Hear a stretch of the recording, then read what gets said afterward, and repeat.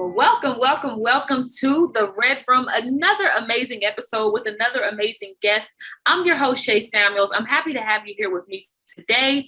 As always, we have some amazing topics, some amazing guests, and you all leave with a wealth of knowledge. This show is about teaching you, helping you grow, helping you to really identify with who you are, whose you are, and what your purpose is. So today, this is not going to disappoint you. This show is not going to disappoint you today. We have the amazing Reverend Nathan Bartell on with us today. And the topic, you guys want to stay tuned for that. The topic is going to be amazing. I promise you that it's going to be amazing. But first, I'm going to introduce our special guest, Reverend Nathan Bartell. How are you, sir?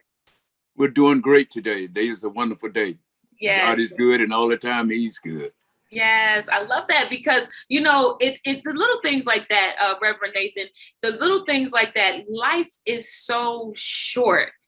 I mean, we knew that when I was growing up that, you know, someone would pass away sporadically, but we're in the middle of a pandemic. You know, friends and family members are just leaving this earth left and right. So when someone is joyful about life, when someone is joyful about breath in their body, when someone is joyful, it's like, you know, it's not just that, you know, I'm blessed, I'm highly favored. Look, I am happy to be here. I'm happy to be here. So tell everyone who's viewing this show today who you are, what you do, and what they need to know about you. Well, I'm Reverend Nathan Bartell, the lead singer for the Reverend Nathan Bartell Reality. We're a recording group out of South Georgia, and I'm also a pastor of Mount Olive AME Church in Osceola, Georgia. So I've been into the ministry quite a bit. You know, that's why I love that song that we push it now about every step of the way, because God has been with me every step of the way. I mean, from the bottom to the top. Wow. I mean, he's been with me every step, every move. You know, every day is not. You know, I know you always heard that termination about every day is not Sunday. Yes. So every day has its own. Yes, and I love it. You know, I have to kind of mess with the pastors as they come on, the reverends, especially the ones who have that pastoral voice. You know, I said every day I'm from Southern Georgia, you know you're going to get some down home good cooking and you're going to get a good word coming out of Reverend Nathan Bartell and a good song, not to mention in a good song. I want to thank you for joining us today. We have an amazing topic for our viewers, and you know, I want to have some fun with this today because I think about my old school roots. I grew up, my grandmother was a reverend. My grandfather was the deacon who sat in the front of the pew or the front of the altar where my grandmother was playing his bass guitar. That became one of my favorite instruments. My aunt was on the drums, and she was the lead singer on the choir. Now it's praise and worship, but on the choir. And so I came from a family where we sang with the Southerners, and we sang with Jay Caldwell, and they were on the RVs going from one service to another all night, Reverend Bartell. All night. Here I am, this 6-year-old little girl on a RV. Back in the day, Channel 28 was our station, our local station, and my grandfather and his band would go on this show. And I don't know how I remember it, but I remember just that old school feel. You know what I'm talking about? That old school feel of church, where you knew that church was a family, where you knew that when you went there, you knew everybody. You knew all 6 of the people sitting in there. You knew all 6 of the people living in there, and they became my aunts. They became my uncles. They became my cousins. And, you know, and I, every now and then I have to give a shout out to our church, not New Mount Olive Baptist. That's the church that we went to as I grew older, but Paradise Baptist. Paradise Baptist was the church out of Wilmington, Delaware that everybody wanted to go and wanted to be. And now, you know, things have changed. And so I want to talk about that today. I want to talk about the old school. How do we, you know, want to get people kind of riled up on that old school feel of the church? What did the old school way of church, and I'm saying way, but what did that mean for you, Reverend Bartell, growing up in the church? Well, at old school, I grew up in the church, you know, on the quartet and you know, back in the days, you know, quartet was really, it was all in all, Yes. and good quartet song, a good quartet song. See, quartet hasn't changed. The people Ooh, changed, and see, quartet always been that real traditional spiritual feel. It always had that original traditional spiritual feel, and, yes. and that's where it come from. Like for an example, I'm gonna take it back where the blues. Yes. The blues has a certain sound, and can't nothing change it. And Ooh, quartet is the same way. Quartet has that traditional sound, and back when the people were working in the cotton fields yeah. and the peanut fields, Yeah. singing them old Negro spirituals Yes. and all them hymns and all this kind of stuff. This is where everything came from. Yes. But but I like traditional as well. Yeah. But and I like praise and worship. You see what Yeah. I'm saying? But the roots of quartet. Quartet I is the love root it. I love it. of gospel music. You Yeah, know, it's there. he's It's serious there. because he It's the said roots. quartet. He said, That's "Look, it. my grandfather's from New Orleans, and so he's from Louisiana. So he, a true quartet member when they say quartet." Yeah. Yes, sir. And you're so right. I want to say something about quartet groups that we as individual artists miss and we lack. Quartet groups, not only were they families, but they showed what unity looked like. Everybody came in dressed the same. Yep. They had their move. You go into a smooth move, Reverend Bartell. And when they go, if they got to spin, they all gonna spin on time, and they gonna come back, and they gonna end up going back into it. Yeah. That harmony. All that, yes. My favorite part of it when y'all go whoop, and then take it back, come back, whoop. But it is a thing of the past. And you said it when you started talking. Quartet hasn't changed, the people changed. And so how do we get back, not necessarily to what it was, but how do we reintroduce what was considered lost? How do we reintroduce it to this generation? Well, this generation, the generation that we have now, see, they haven't really heard it. You see what I'm saying? Because they listen to hip hop, they listen to praise and worship, and this is all they hear. You see what I'm saying? So they don't really know a whole lot about the traditional gospel. You know what I'm saying? They don't really know where it came from. Yes, you know what I'm saying? But quartet is where all of it came from. All of it came out of quartet. Yeah. It came out of quartet. So my thing is that if you're gonna throw the quartet away, you throwing the music away. You know what I'm saying? See, because quartet, all those spiritual field words, it's just that what you call that I want to throw this in ZZ Hill back when he said dime home blues and all this stuff. You know what I'm saying? Hey, and see, I always said to my members, this is my term. Life is like a jungle sometimes, but it make you wonder just how to keep them going under. Because life is so uncertain. I'm saying it's so uncertain. You never know what tomorrow gonna bring. You know what I'm saying? Yeah. You never know. Yeah.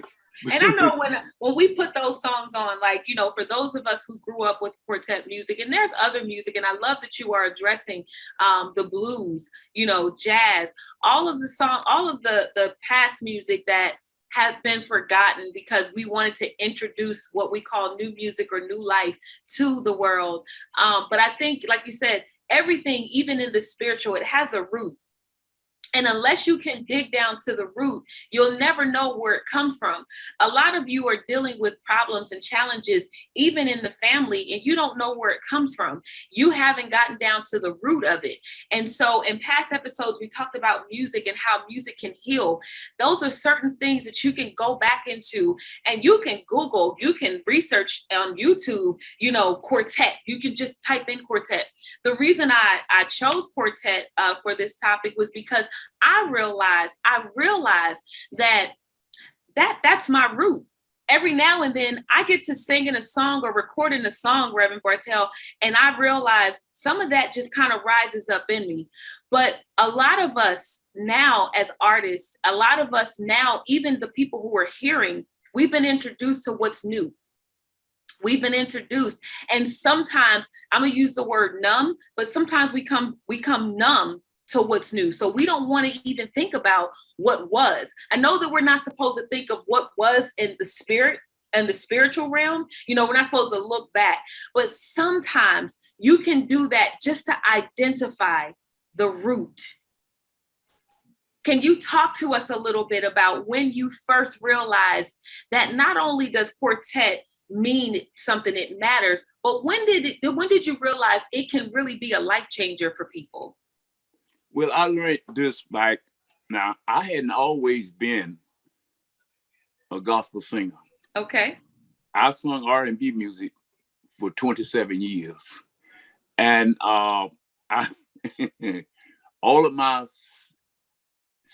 70s and 80s R&B. Wow. And I just came into the gospel in the 90s. Wow. And I used to listen to all of those gospel artists, and the keynotes, in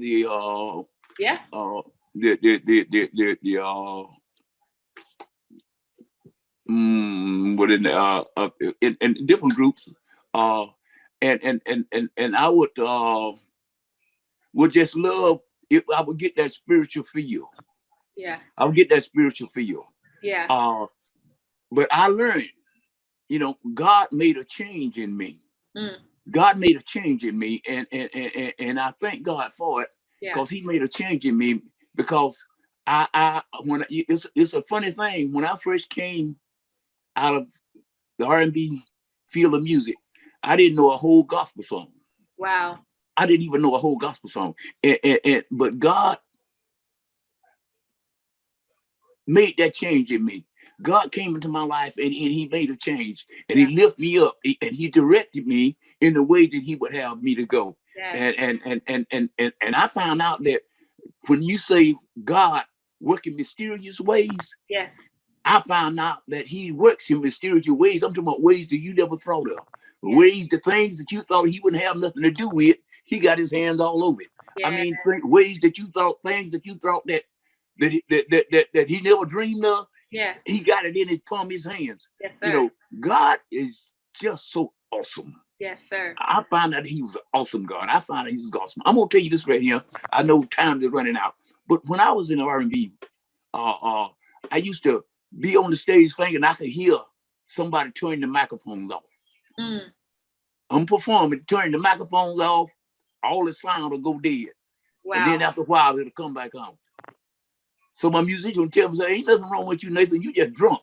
No. I wasn't drunk. I was hearing this. I was hearing this. And I didn't realize what it was until after I got saved and start preaching God's holy word.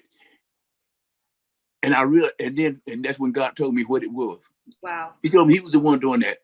And but see, God worked in mysterious ways. Yeah. He worked in mysterious ways. That's why we got to learn to trust in Him. Yeah. We should trust in the Lord with all your heart, with all your soul, with all your mind. Yeah. You know what I'm saying? You got to trust in Him. You got to believe in Him. You got to let Him be your guide. Yes. You got to let Him be your director. Yes. and what I love about what you're saying too is, it's going back to the basics, and that's what this is all about. It's about going back to the basics. There are a lot of people who are trying to find God where they see other people. But I encourage you, the viewers today, I encourage you to go back to the root. There's some shows out there, movies out there right now. The Black Church, definitely the Black Church, where all of where it emphasizes where the church began. What we have jumped into is what the world globally has made the church look like. And it's unfortunate because a lot of people, Reverend Bartell, they're missing it. And I love that you said that. You know, you literally have to, you have to hear one, the word of God, but you know what? You said there was something, there was a feel that was, it made me feel this way. And some people haven't had that feeling.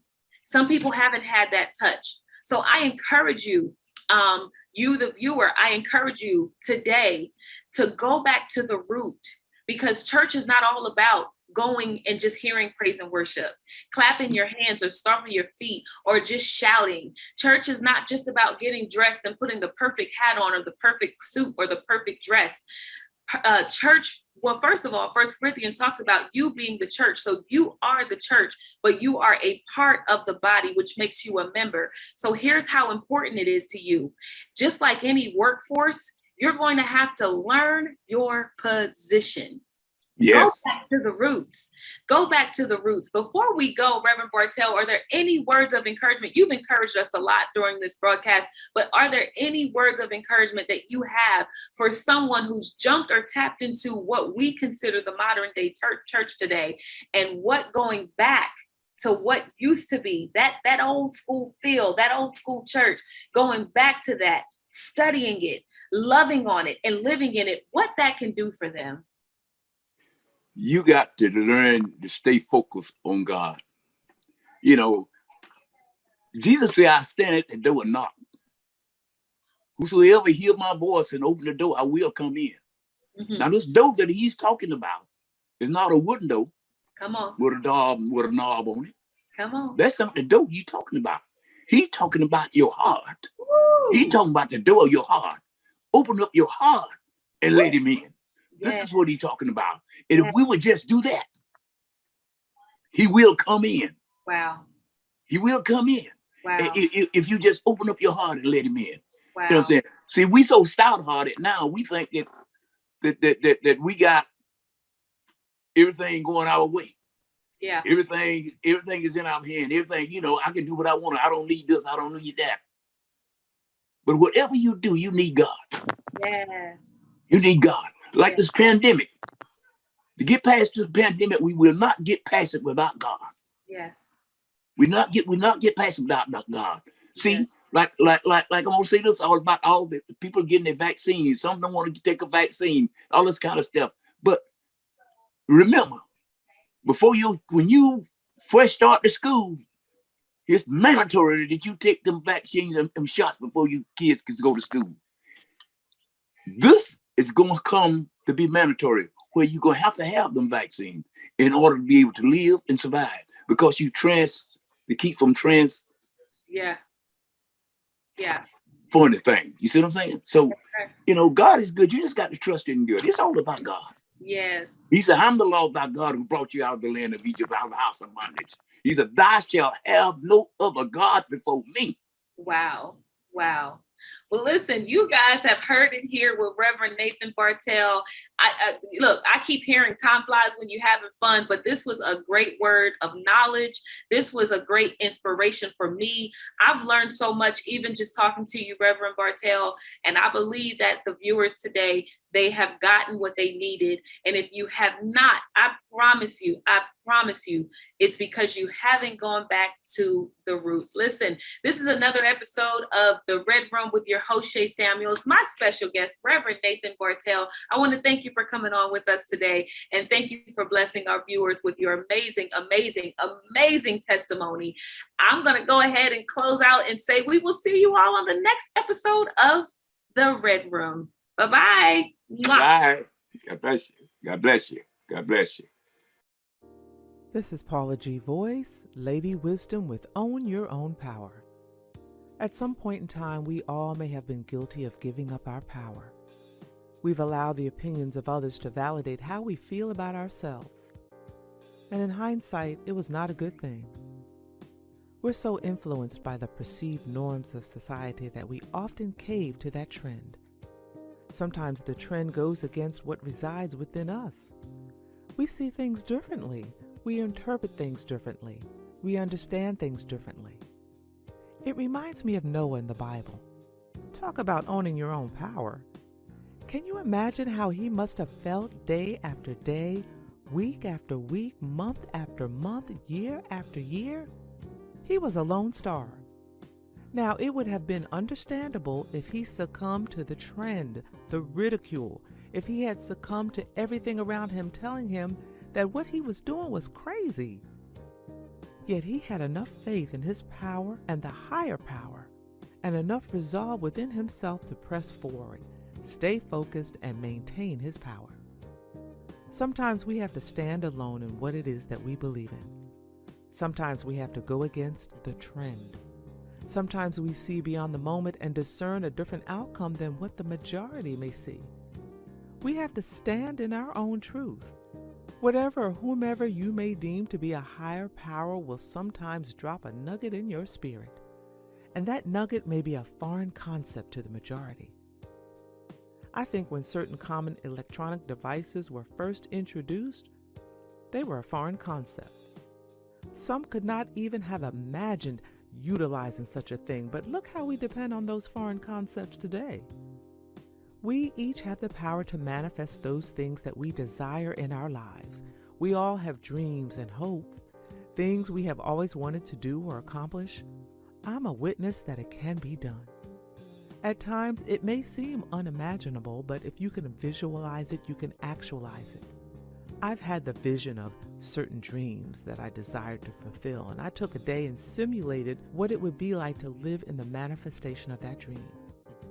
I jotted down what I thought would need to happen or occur to really make this dream come to life. It was a powerful exercise because it helped me to see that the manifestation was more realistic than I initially thought. If we've learned nothing else in the season of 2020, we've learned that life and time are precious. I say this often because it bears repeating. Life and time are precious. So we need to live now. Live for today. Do you have a dream? Something you desire to achieve? Visualize it. Walk it out. Write the plan. Begin the journey. Own your own power and manifest your dreams. I'm Paula G. Voice. I'm a sagacious, independent lifestyle influencer. I'm embracing my own journey and sharing experiences along the way. And I'm challenging dreamers to do the same by breathing life into their deferred dreams and living out the reality. It's never too late to embrace your journey and live your dreams. Visit Paula's blog at paulagvoice.com for the full journey.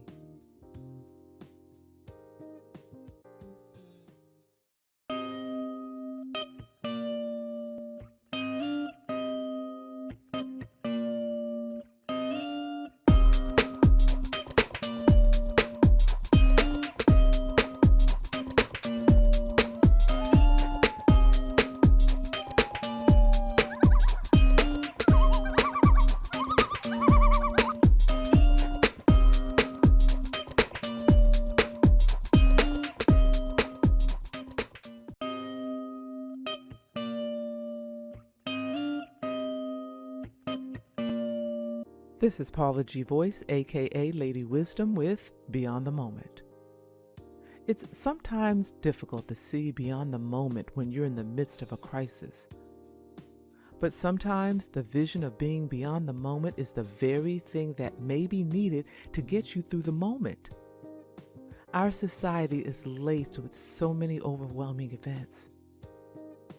It seems like they come one right after the other, and they don't allow you the space to breathe or recover. We get so burdened, discouraged, and depressed that we often find it difficult to move on.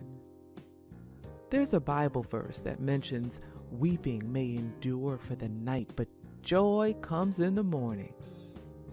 Well, life can be like that as well. And the moment may be that of heavy times, but we must look beyond the moment with hope and faith. Look beyond the moment and keep hope alive. I'm Lady Wisdom, a sagacious lifestyle influencer, embracing my journey, sharing experiences along the way and challenging dreamers to do the same by breathing life into their deferred dreams and living out the reality. It's never too late to embrace your journey and live your dreams. Visit Paula's blog, paulaGvoice.com/blog for the full journey.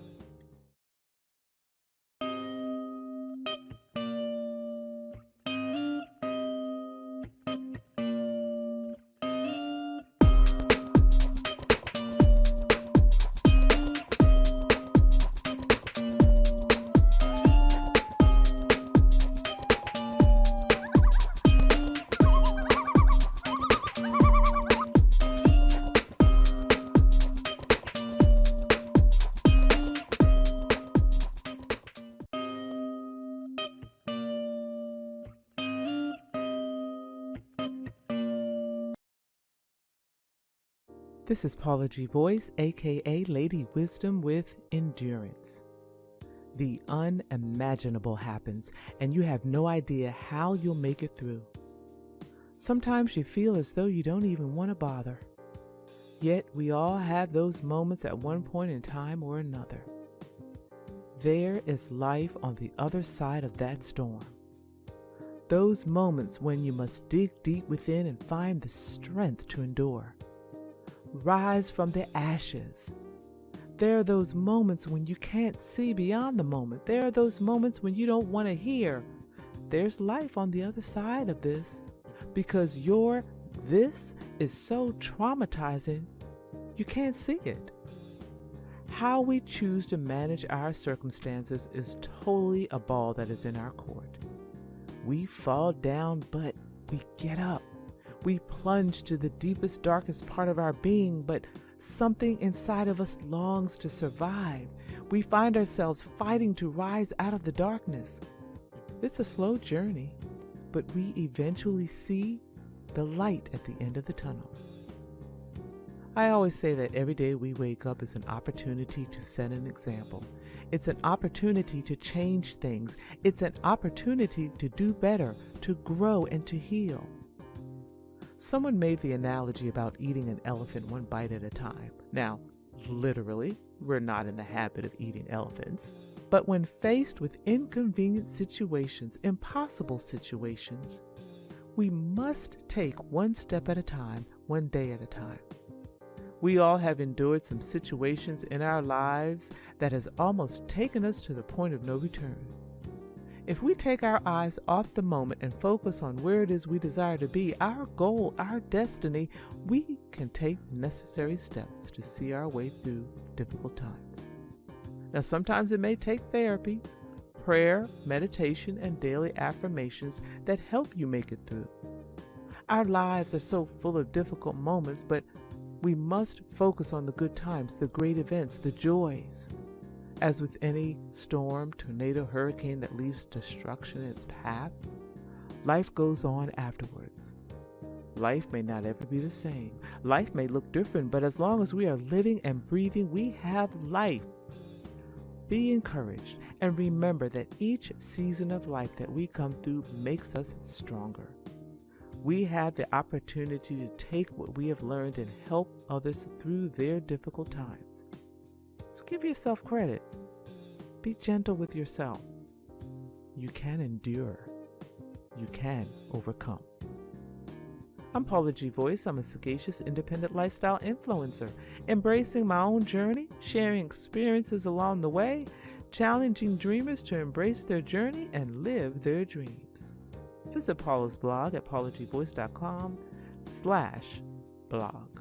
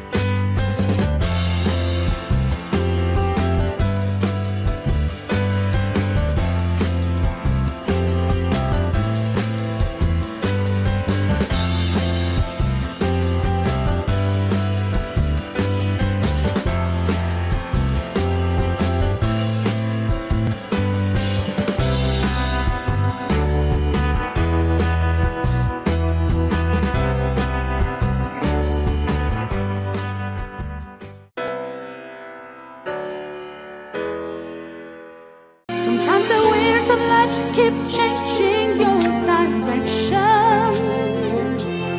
Sometimes the trials of life can knock you to the floor. So hold your head up high, God will lead and guide you.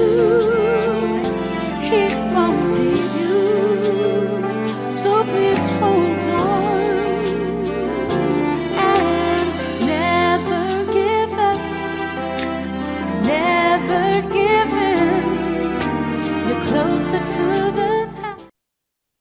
Welcome to those of you who are viewing and listening from around the world. We are so glad that you have joined us.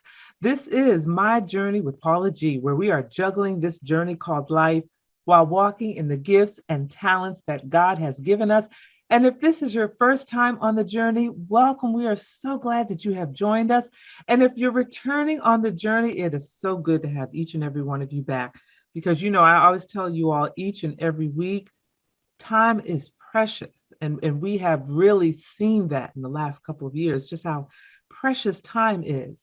And it's the one thing that you cannot get back. So for you to think it not robbery to spend this time with us is truly, truly appreciated as we bring you testimonies and stories of our guests who are juggling this journey called life while they're walking in the gifts and the talents that God has given each and every one of them. And we are so appreciative of our underwriters who are embracing the journey by providing a platform upon which we can share these stories.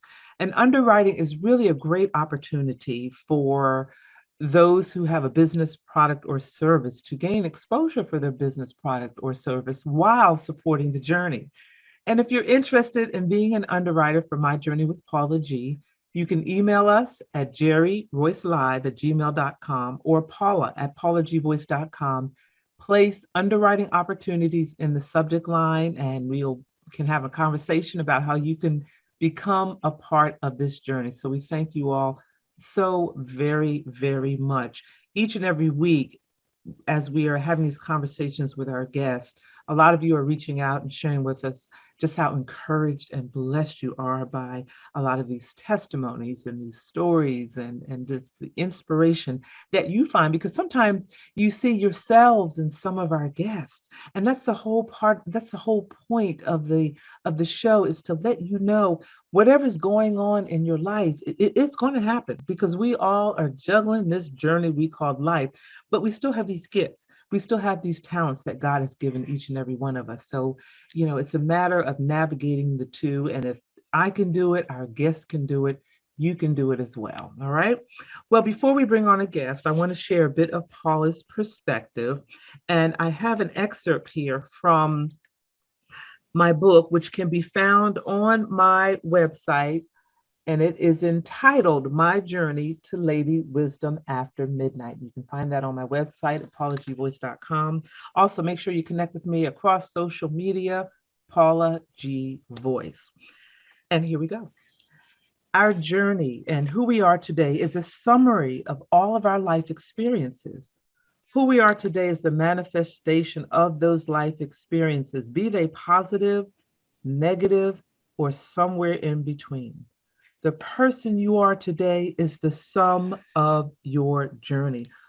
And I always say that who we are today and what we bring to the table is a manifestation of the echoes of our past, be they positive or negative. And sometimes we kind of have to peel back the layers, because sometimes there are things that have occurred in our past that we may not have resolved, that have manifested into a present thought process or behavior that may not necessarily be positive. We all have it. We're all guilty of it.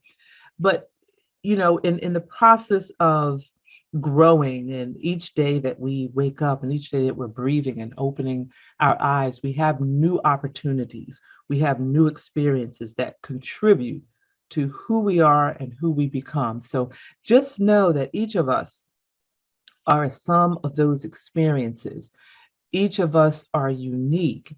And as we move forward in life, my prayer is that we will gain the knowledge from those experiences to move forward in a positive manner so we too can embrace our respective journeys while walking in the gifts and the talents that God has given each and every one of us. So I hope that inspired you for today's Paula's Perspective. It is time for my guest today, and I am looking forward to this conversation. She is an award-winning filmmaker. She's a photographer, she's an activist, she's an author, and she's the author of My Beautiful Black Hair 101 Natural Hair Stories from the Sisterhood. And I can't not wait to talk to this young lady. She is St. Clair. How are you today? I'm great. Thank you so much for having me. Oh, it is a joy. It is a joy. It is a joy. And we have a few things that we're going to talk about today. But the first thing I want to talk about, because I have a question. You have a BA in French and Francophone studies. Did I say that correctly? You did, yeah. Okay, what is Francophone studies? That's like the second time I've heard that. Yeah, a lot of people ask me what that is. So Francophone is basically French speaking. So, French speaking countries, certain countries in Africa, certain countries in the Caribbean, parts of Canada, right? French speaking culture. So that's what Francophone is. And so the studies that I did in college were around France, but also all of these other places that have French culture. So in all of these different places that have French culture, my daughter kind of learned this when she did her study abroad when she was in college with Spanish. In the French language, are there different dialects where you speak French, but you may go to another French-speaking country and you may not necessarily understand each other, even though you speak in the same language? I think you would understand each other, but there's definitely different accents. And so there you go. Yeah. And so it can be a little difficult, for example, as a non-native French speaker like myself, the French that I learned was French from France. And so sometimes if I hear French from certain African countries, for example, that's a little bit harder for me to understand. So it's like you said, the accents and perhaps the dialect. Yeah, the accents and dialects change, but I think you can more or less understand the basics. Yeah, the basics. It's like American English and British English. Yeah. Oh, okay. That's a good analogy. There you go. You can definitely tell the difference. Yeah. You can definitely tell the difference. I've traveled to Europe. I've traveled to Europe frequently, at least twice a year. And it is so funny because one time we were at a store or something, and one of the British ladies asked what time it was. So I looked at my watch and it was like 6:15 or something. And the room just stopped. I'm like, did I say something wrong? And then somebody, said, "You're American." And I'm like, how'd they know I was American? And then I'm like, oh, I opened my mouth. Okay. Yeah. So yes, accent and the dialect is a bit different. Yeah. So share with us, for women of color, the hair journey has been a journey from the time we exited the womb throughout our lives, and as evident of the inspiration behind your book, your daughter Chloe. Tell us a little bit about her story and how that evolved into the book. Yeah, so when I was finishing up my last semester of college, actually, I got a phone call from my dad who lives in France, saying that my little sister Chloe, who was only 4 years old at the time. Your sister. I'm sorry, I said your daughter. Oh no, that's okay. Okay. I'm almost old enough to be her mom. But so I got a phone call from my dad, and he said that my sister was being bullied at school by her majority white classmates, and they were telling her that her afro was ugly. And my sister came home from school crying. She didn't want to go back to school. And that was really heartbreaking for me, right? Especially because she was so young, only 4 years old. But as you just said, for Black women, this hair journey starts as soon as we come out of the womb, right? And society sort of feeds into us this narrative that our natural hair isn't good enough. And so I was really upset that, and I can show you a picture of my sister Chloe. Actually, Oh, here she is. please. Oh, So you can see she has this beautiful, beautiful yeah. hair. And I was determined to do something to let her know that her hair is beautiful, right? Because she wasn't getting those affirmations from her classmates. She wasn't getting those affirmations from mainstream media. And so I decided, well, I'm going to give her those affirmations, right? I'm going to make sure she knows there's this beautiful community of Black women with natural hair who love and support her.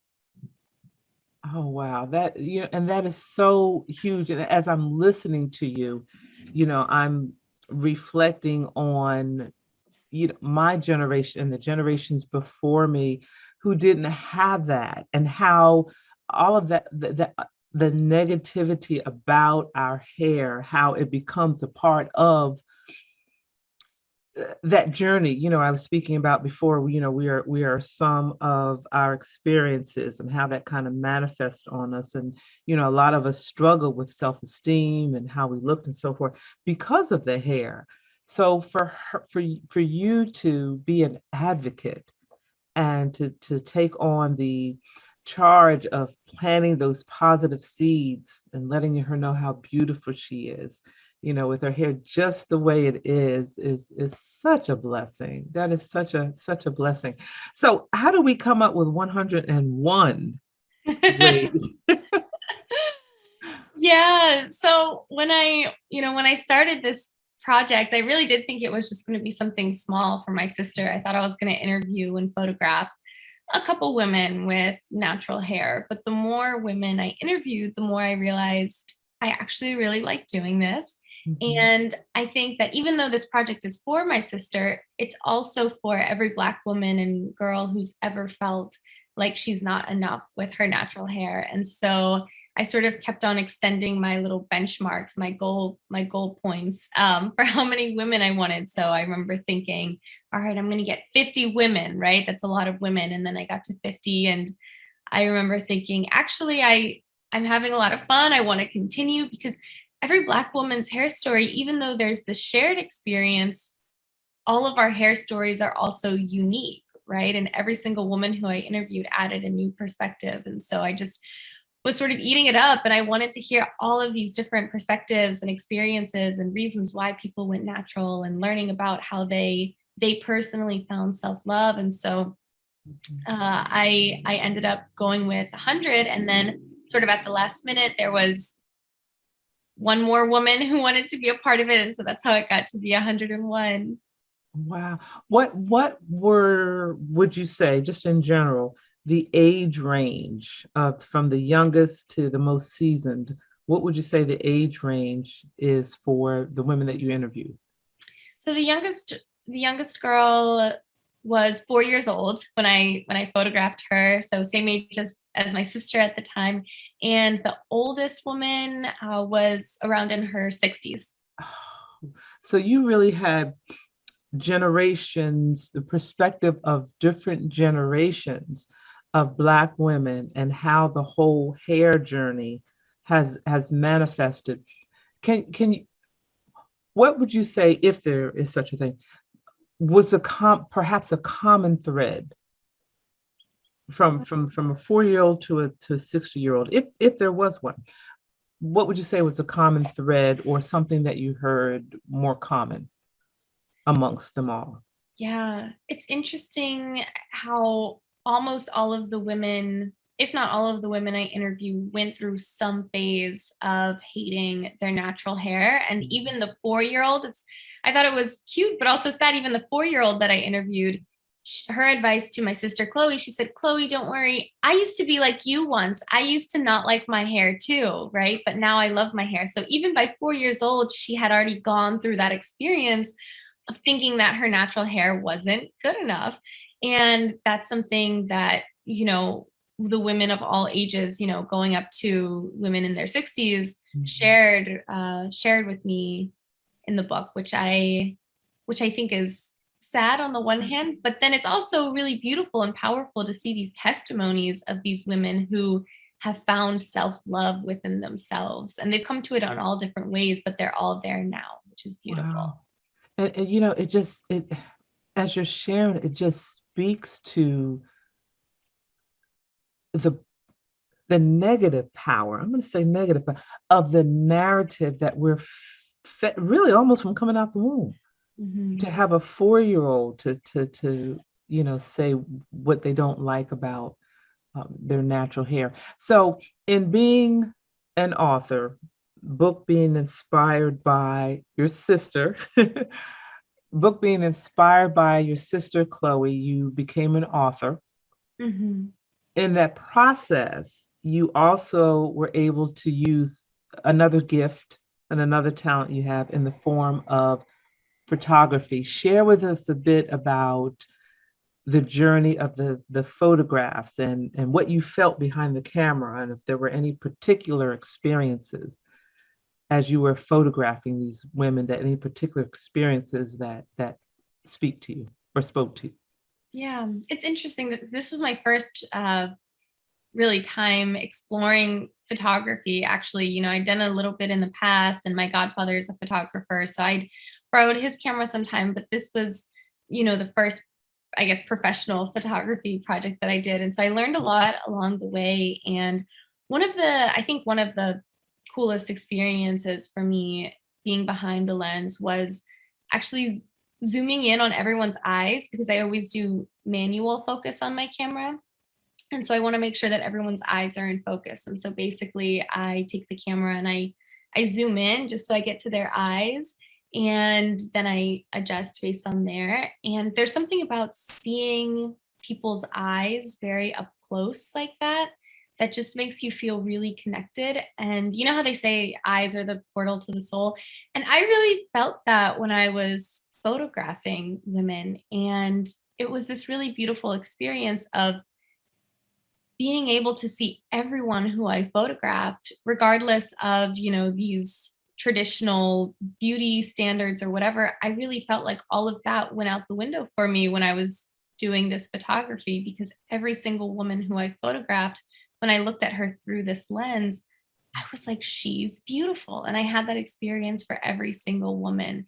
And that was really nice too, sort of expanding my world. And it made me really start seeing everybody, not only in the women in my book, but everybody as just a beautiful human being, right?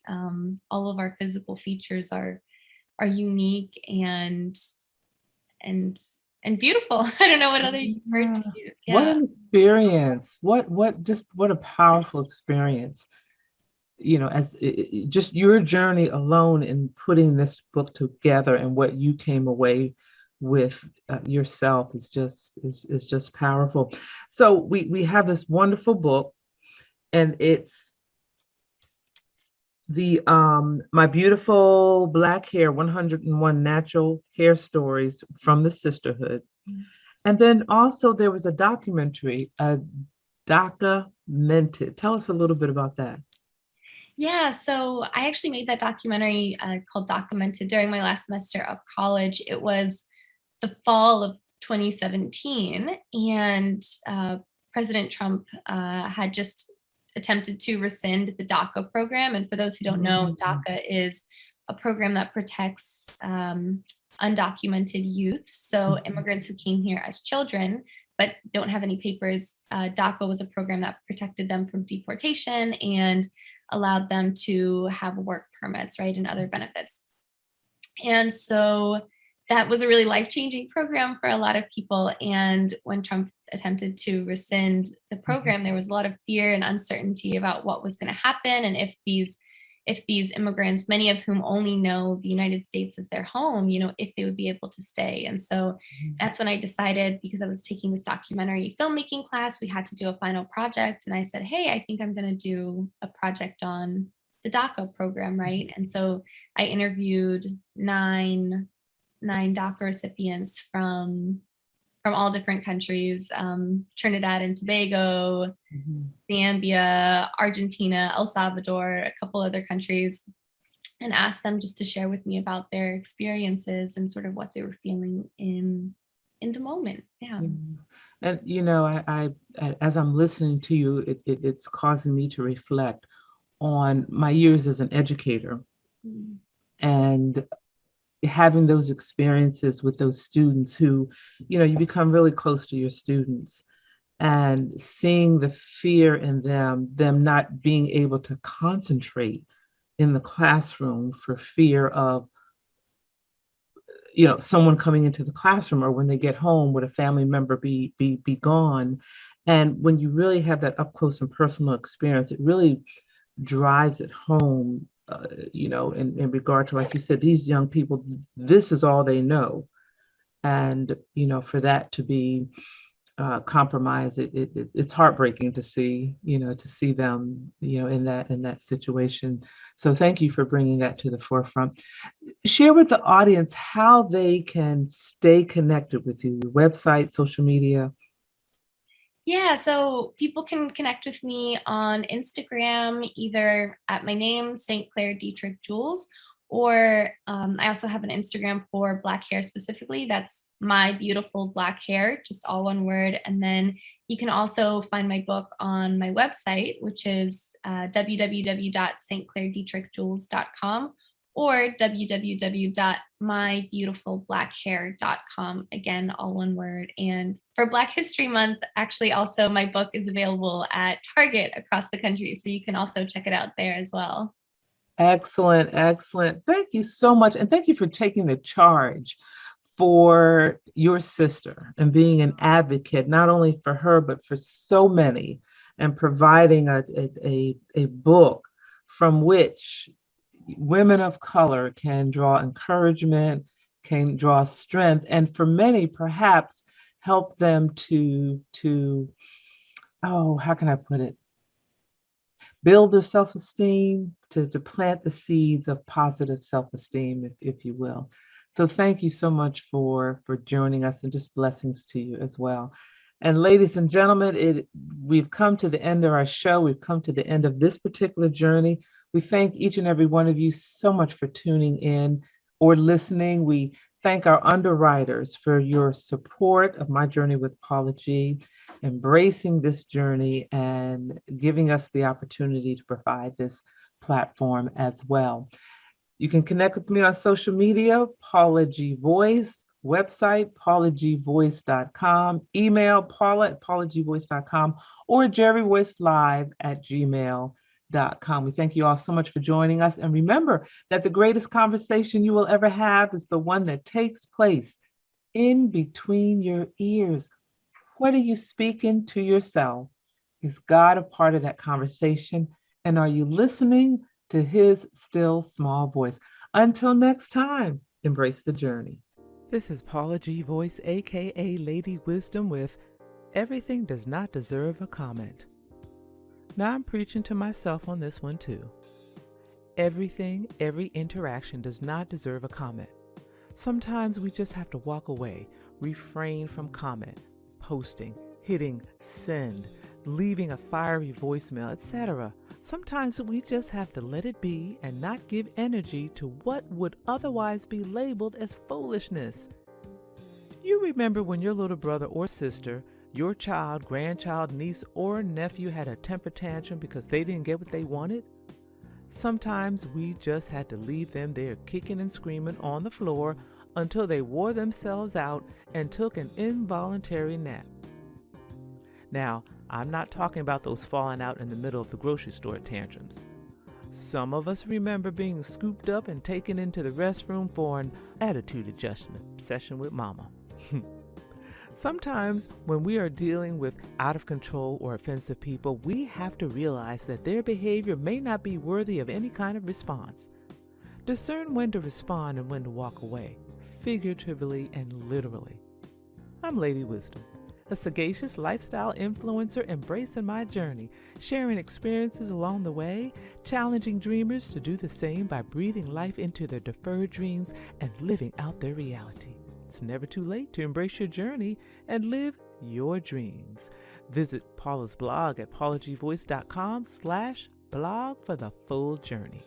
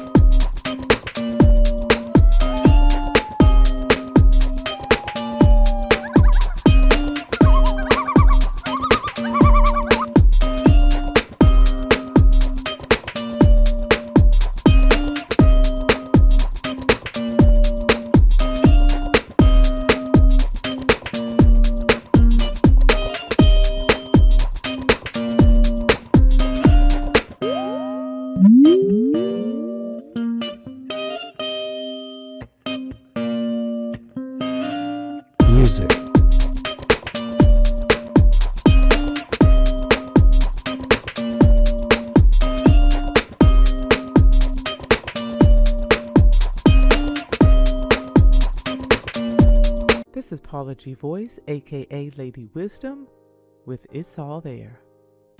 Now, I'm by no means a theological scholar, but there are some aspects of theological history that bear notice.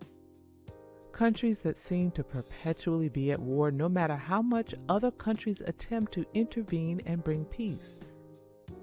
If we turn back the pages of a Bible, a Quran, or other sacred book, we see what has happened since the beginning of time. It all makes sense. It's not pretty, but it makes sense. We are frustrated because after almost 2 years at the time of this blog, we are still dealing with a pandemic and asking the question, when will it be over? In the early biblical days, we see where a 40-day journey took 40 years due to lack of discipline, patience, obedience, unity. When will it be over? We now have instant experts on almost everything. Instant in that social media provides anyone with a thought a platform on which to share that thought in a manner that can be so convincing it can create great passion and belief in those who absorb this surface knowledge. In biblical times, ailing people didn't go to the money changers for medical attention, they sought the doctor. So I have to wonder if these individuals would be okay with a motivational speaker, a politician, an advocate, or otherwise instigator performing surgery on them in their hour of need. It's just a thought. I'm Paula G. Voice. I'm a sagacious, independent lifestyle influencer. I'm embracing my own journey and sharing experiences along the way, challenging dreamers to do the same by breathing life into their deferred dreams and living out the reality, because it's never too late to embrace your journey and live your dreams. Visit Paula's blog, paulagvoice.com/blog for the full journey.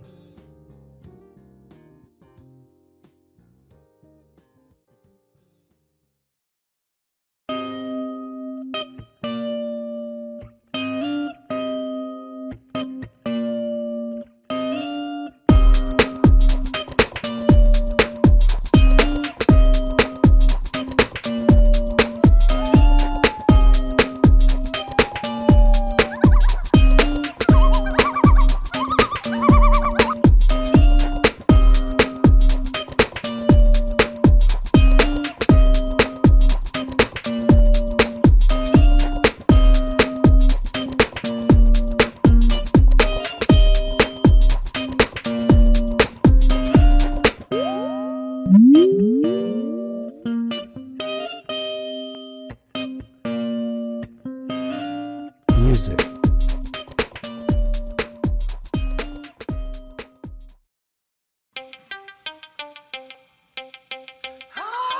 Here come the boss lady, the Kelly Holland Show.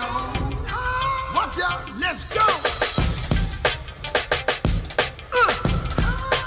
Here come the boss lady, the Kelly Holland Show. Let's drop it. Here come the boss lady, the Kelly Holland Show. Come on. She gonna get it right. Research all about your life. Her info's always tight. Talking just to get inside. Gospel talking, Bible walking, wanna help you see. Faith is calling and she's walking with the victory. The king is on her side and she never quits. Put you on the show and you reminisce. Creative to the point where she's making hits. Business savvy is a Kelly. Are you getting this? The Kelly Holland Show. I'm liking this. The Kelly Holland Show. Come on, y'all.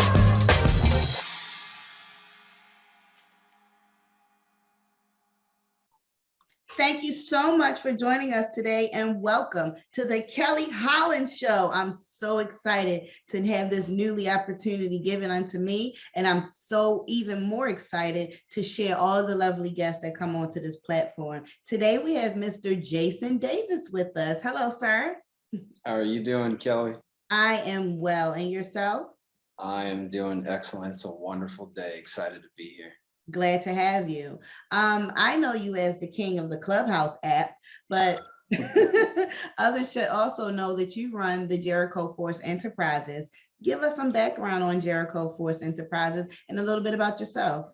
Yeah, sure. So I started my business, Jericho Force Enterprises, back in 2017. And I started off doing one-on-one financial coaching with families and small business owners. And so I focus on, from a financial education perspective, a lot of people, they need those foundational pieces. A lot of people want to jump to the building wealth, but they don't have the foundation, and that's budgeting, saving, debt, and credit. You get those four, then it's a lot easier to get to, the fun stuff, Kelly, like real estate and the stock market. So I started off doing that. And then as I began to look at my data, I realized a lot of the people I was serving, they were small business owners. So I started to lean more deeply into that, and they would bring up other issues like leadership and management, things like that. So I morphed over time into just a growth-based platform. So now I just flat out, I help business owners grow so that they can reach their full potential.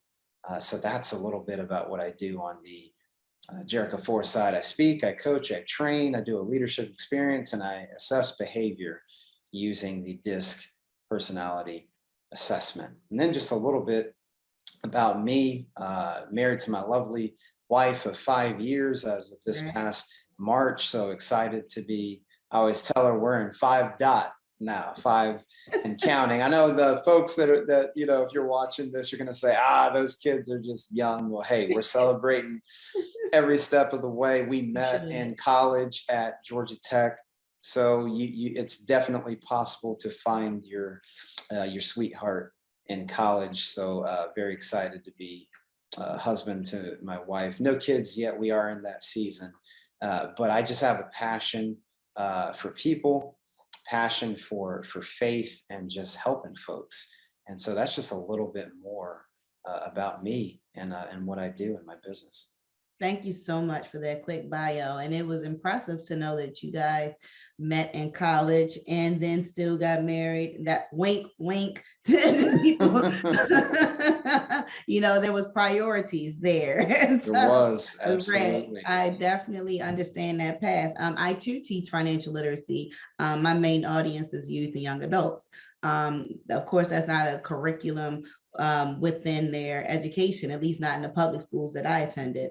And then when these young adults come out of school, they know that a job is needed. But just like you said, savings, debt management, being able to forecast your income and know no one's stealing from you, being able to save enough and only shop when you reach a certain goal instead of saying, I'm about to spend this whole check, and I'll get another one back. Girl, you're going to be broke for 3-4 days. I promise you spend that whole check. It ain't going to last. So, and that item you purchase is not worth it. We go through a lot of steps to finally reach their financial potential, especially young mothers and fathers, some in middle school, some in high school, that I have to transition into the reality of this world, which is, money, security, and healthy spending habits. So I'm glad we have that in common. What do you think today's youth is lacking that is pertinent for the new world? Oof, that is a loaded question. I know you can go any way with it though. See how I would say, and this is, the generations above them, we're partially to blame for this. I think because we live in an information age, there's Instagram, there's, Twitter, Facebook, and TikTok, there's all this info. And I feel like the kids kind of get lost in the middle of all that. And so I feel like it's purpose, right? I feel like the kids need a sense of fortitude, a foundation. And because society, like I said, and we don't help, you got to do this, you got to do that, you got to make a way, you got to be about your business, but they've got to understand who they are. And that comes from purpose. It comes from encouragement. It comes from telling them, hey, it doesn't matter the background you come from, the family you come from, you can do this thing. So I think that's a big thing plaguing our kids today. And I have the luxury of speaking to kids in different capacities and whatnot. And that's what I really see is just, we get so busy in this fast-paced world. And I think our kids are, though they're more advanced in dealing with things younger, but we don't just allow kids to be kids anymore, right? With this amount of connectivity and you got to do something, you got to make something of yourself. And along the way, Kelly, what ends up happening is that child is still developing. And we can inadvertently think that, oh, the kids, they're going to be fine. She's going to be fine. He's going to be fine. But they got to know who they are. And so we've got to be intentional about encouraging them and telling them that, hey, you can do this. You've got a community of people around you that can do this, whether that's supporting you in your learning journey, your career. I can't tell you the number of stories, Kelly, where kids, they remember this stuff. They get to the young, college, young adult age, and they remember something negative that a teacher or a coach or a parent, even, unfortunately, they remember that stuff and they take it to heart. And we can derail these kids for months and years to come. So Kelly, I'd say that's a big thing for today's youth is we've got to help them have a sense of purpose. Correct. And passion. Yeah. I can't agree with you more. Even in my personal life, I had to come to the realization that my daughter does not want to go to college. There's nothing about her that wants to go into higher education. She'd rather go to trade school. She'd rather join the FBI or some type of criminal catching association. And I had to live with that. I come from education. I have a master's degree. They watched me go through it. My education didn't come until I was a full-grown adult with children. So they watched me go through it one degree at a time, AA, BS, MS. And I just knew my daughter was going to college. So we did all the research through careers, what schools could give her the information for that career. And she just came to me the other day like, Mom, can I just go to community college? I really don't know what I want to do. That was not a dig to me. That was her finding purpose within herself. That was her acknowledging that education is still important. That was her saying, I don't want to waste money. That was her saying, I've made my decision and I would like to be a liberal arts major for 2 years. And perhaps once I get all those gen ed creds out the way, I have a better idea of where, I would like to spend my career. I didn't think that was the traditional answer, but I did applaud her because she said, I'm still going to achieve a goal, although I don't quite know all the ins and outs. And that's also important in our life. When we set these goals, many times we don't have the wherewithal. Many times we don't have the resources. Many times we don't have the network, but we have intuition, we have will, we have guidance.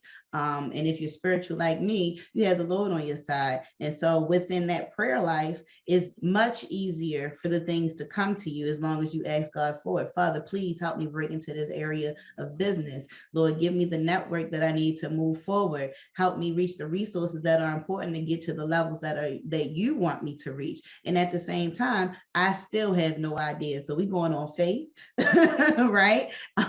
And we're going on the confidence that we have within ourselves or within God. And so when people can turn nothing into something, at least one time out of their life, that there is your miracle. It's not the burning bush you need to look for, sweetheart. It's the how this was achieved without me doing anything, or somebody just making a phone call and boom, it was done. Very little effort goes into the miracles that are given to us, and they're given to us because we needed a jump start. Do you agree or disagree?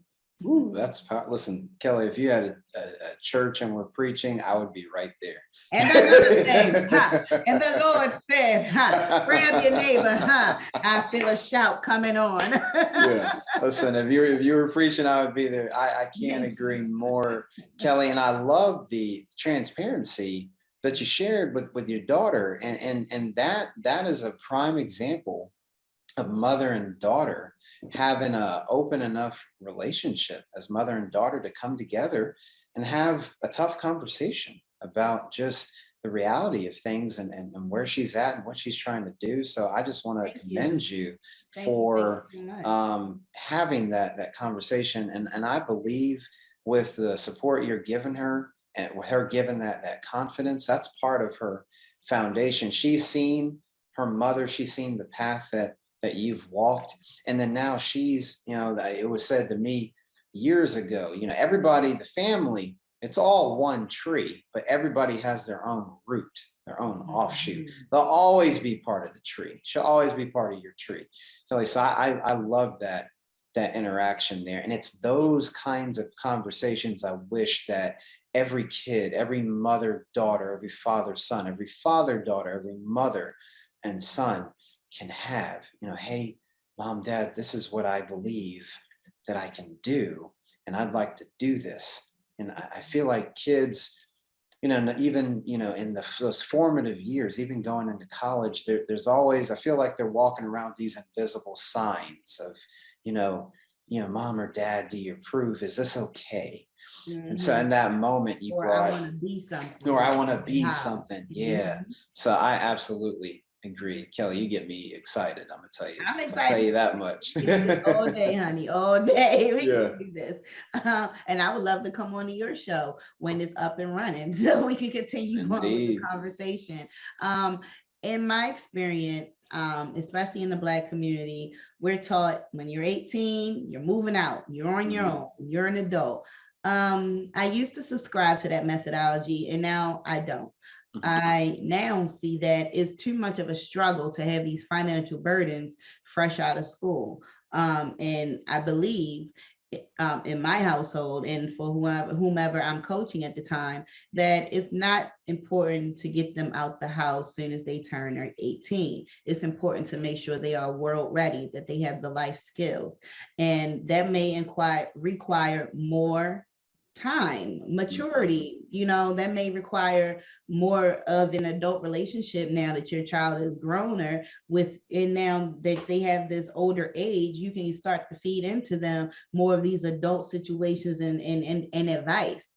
And also help them to be financially prepared when it's time to leave. Sweetheart, you can move out when you finish college. You can move out anytime before you're 30. You can move out when you're 30. I really don't care the time limit. I want to make sure you are financially prepared. I want to make sure you are doing things in the right manner. Like you said, we went to college, we got married, we're having kids in this season. That's the exactly way it needs to happen. I don't need no teenage babies around here because you're still growing up, baby. You're still growing up and you need so much more help to get where you need to go now that you've brought this new life into the world. Even although it's precious, right, that wasn't quite the order. And if that is your reality, that doesn't mean you're not able to grow. That doesn't mean you're not able to still do. It's just going to take you a little longer, and it's going to cost you a lot more money. Yeah, absolutely. Do you think kids need to be put out at the age of 18? No, here's what's interesting, Kelly. I feel like you said, in our community, I don't know that we ever really took time to unpack that. I feel like, sometimes we just take things on out of tradition. And I'm not knocking, maybe for certain people, they needed to at 18. But if you look at the world that we live in and the student loan crisis and whatnot, I'm a big believer it's always ever taken a village. And so I think it's important in the Black community to step back and say, okay, well, first of all, where did that come from? Like, hey, when you hit 18, that you're gone, it's like, well, let's look at the origin. A, where did that come from? B, what does it mean for my household? Or depending on your household, it might be key word on might. It might be advantageous for that son or daughter to leave the house at 18. I don't think we can make blanket statements like that because every family is different. Right. And so I think we have to unpack what it means. What does it even mean to leave the house, period, whether that's 18, 25, whatever. And that means families coming together and talking about it. You know, the Bible talks about training a child up in the way he should go. And when they grow old, they won't turn from it. So it's that spiritual foundation. It's a life skill foundation. It's a financial foundation. It's a values, principles foundation that they're getting in the house. And so depending on the circumstance, like, well, this child might want to go to community college, or they want to go to trade school, or they want to go get their bachelor's, or they have a plan like shortly after their bachelor's, they want to go get their master's.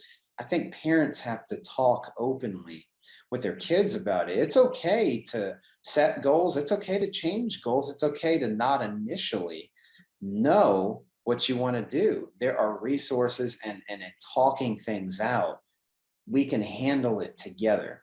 So I'm more of the opinion, what's best for the family, not just what the community or what society is saying. And I don't think we can just make that any blanket statement. Oh, well, you know, Black people are supposed to do this. That's that societal, cultural pressure. And Kelly, you know this, we put a lot of pressure on ourselves and our community. Let's try to relieve some of that pressure, and let's look at our specific context based on my family, where I live, the city, state that I live in, what's going on emotionally, mentally, spiritually, what college is even on the table, what's the career plan for that child, how is the parent situation changing, you know, right, Kelly? Some people, you know, empty nest is a new dispensation for a lot of parents, whether you're a single parent, you know, mom, single parent, dad, or married. It's like, that's a, you know, everybody's like, hey, I want empty nest, but it's like, again, what does that look like? We can't just lean off of, well, they say, because they said in a magazine or on TV show or on the radio or on the podcast that empty nest is supposed to look this way. No, I think stepping back, what does it actually look like? The process of children leaving home, whether that's 18. Like summer break. No, just that's why I'm laughing. I'm like,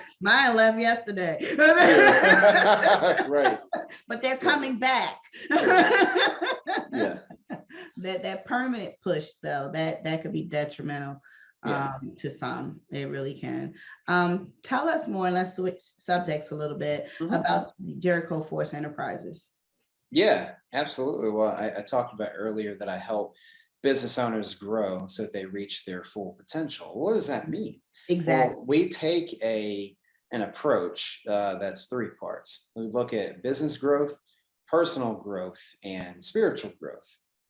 So if you're followers of Christ, like, you know, Kelly and I, a big part of your growing in your business and being successful, and even your personal growth, maturing and changing, is your faith. And so you've got to have a faith foundation. So in my business, we talk about how all three of those are layered together. Yes, the business finances. Yes, the marketing plan and what systems. I'm big on that. On the money side, I teach on personal finance, but I also talk about the business finances and the systems that are in play. Do you have a way to take payment? Do you have a way to market what you do? And do you have a way to house the product or service? Do you have a website? Do you have a warehouse? Whatever that is, those are usually the three things you need to get going. And then there's the personal growth aspect, Kelly. So I do, one of the things I do in mastermind groups was just a peer-to-peer mentoring concept with a small group of people, 6 to 12 folks, because we unpack concepts like personal growth. And so I run masterminds on the 15 invaluable laws of growth, because we must be growing as people. One mistake we make, Kelly, is we just automatically assume that growth is going to happen. No, John Maxwell talks about the law of intentionality, and that means growth doesn't just happen. You know, some people, Kelly, unfortunately, they don't have 20 years of experience. They have the same experience over 20 years. Well, you don't want to do that. You want to be growing year to year. And that means there's something that I have to do. How am I handling life as it comes at me? How am I handling business? And then last but certainly not least, that spiritual component, spiritual disciplines. Am I in community? Am I reading God's word? Am I inviting the Lord into my place of work so that both my work and my soul can thrive. So those are the 3 areas we focus on: business growth, personal growth, spiritual growth. And then we do that again with speaking, the coaching in groups. That's where the masterminds come in, trainings, various trainings that we do. One, I talk about the 5 E's of business engagement. What does it mean to have an engaged business from a faith standpoint and from a business standpoint? They go together. There's no compartmentalization. So we talk about that. And so that's what we focus on with speaking, coaching, training, the leadership experience, and assessing behavior. So Kelly, it's big self-awareness, right? You got to understand, in order to grow yourself, you got to know yourself. Correct. And so all of my clients, I have them take their DISC assessment so they can understand, hey, am I more introverted or am I more extroverted? Am I more task oriented or am I more relational oriented? And we talk about a personal development growth plan. Like, Jason, that's great. I'm a D and that's red. What does that mean? Okay, so here's some things. D meaning dominance.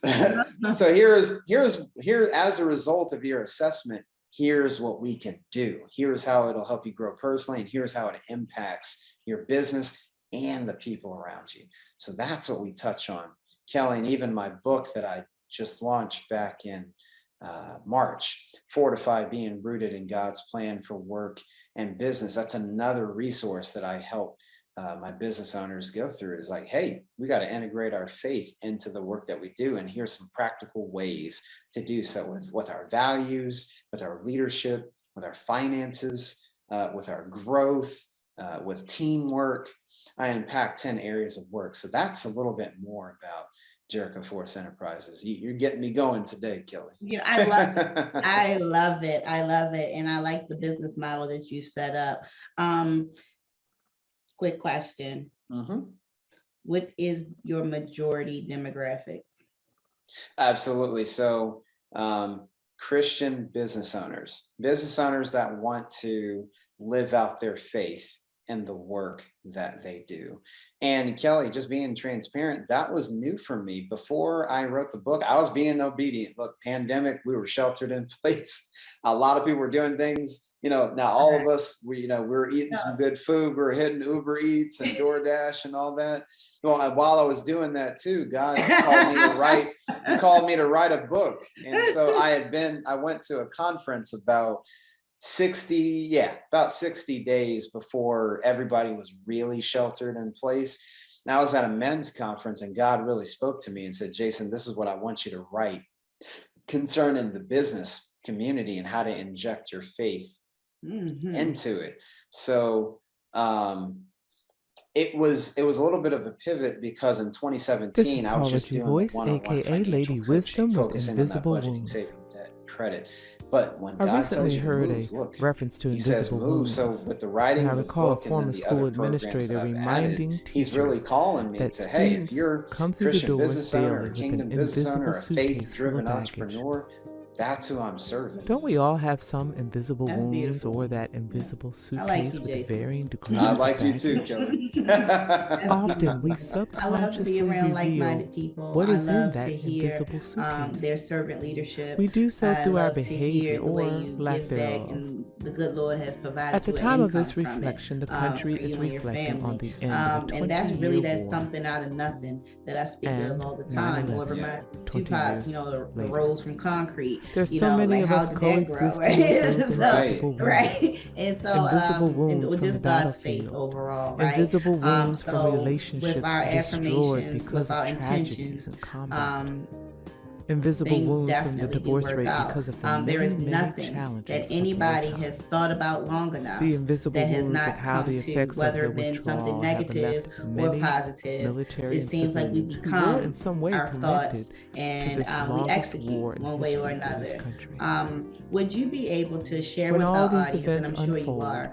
what how kind they of can reach triggers you, does it all how set they in can get motion? onto your platforms, any and We will all, most likely and never where your know book is because being those sold as well. individuals Absolutely. deal with it So all. my in silence. my website, We must learn to not only be gentle with ourselves, but to www.jerichoforce.com, be like the gentle with walls of each Jericho. other. So This jerichoforce.com instant is my business society we website. You can coexist in email has me only at made it that much more difficult to info@jerichoforce.com. really I'm on understand Instagram others. at Jason. We seldom look or N as in inquire Nancy, beyond the so at surface. Jason. Our N. usual greeting Davis. to each other is, I'm on Instagram. I'm "Hello, always sharing how are you?" content. Are we What God gives me, how genuine when we to ask inject the your faith question? into your business. If So there's an those are the indication that primary things are ways not that you going reach out to well, me. And then do we